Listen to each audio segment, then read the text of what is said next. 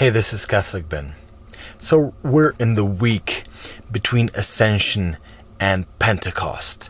And it's the week where we, can also sit quietly in that room with the apostles because they were sitting tight. They were waiting for the promise that Jesus said would, from the promise of his Father that he would send onto them. I don't think they knew exactly whom or what to expect, but they knew there had to be something. Jesus was mentioning the power. Jesus was mentioning the parakletos, that means the consoler, the one who will comfort them. And it wouldn't be just any comforter. It would be he himself that would be coming back in a fresh and new way. Why? Because in Greek, the original language of the New Testament, the author could have used two different words for the other consoler, for the comforter. He could have said either allos, or he could have used the word heteros. Heteros means other and also different. Allos, on the other hand, means other, but in a way the same.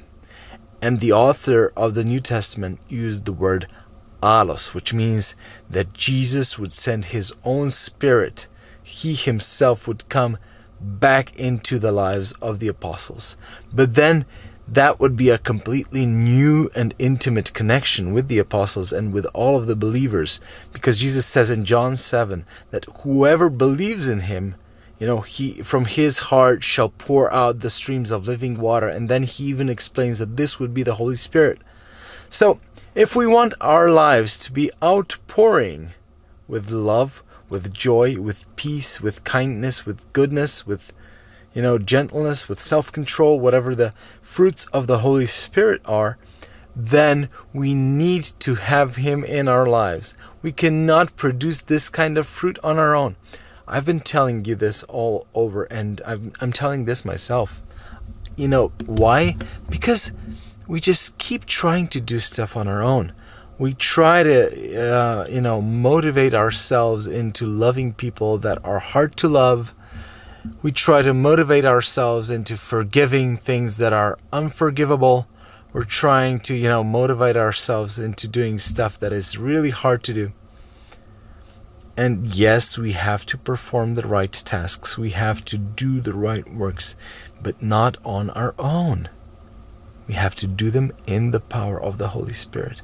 So during this week, I invite you to often go to the Holy Spirit in prayer and ask him, Spirit of the living God, come afresh on me.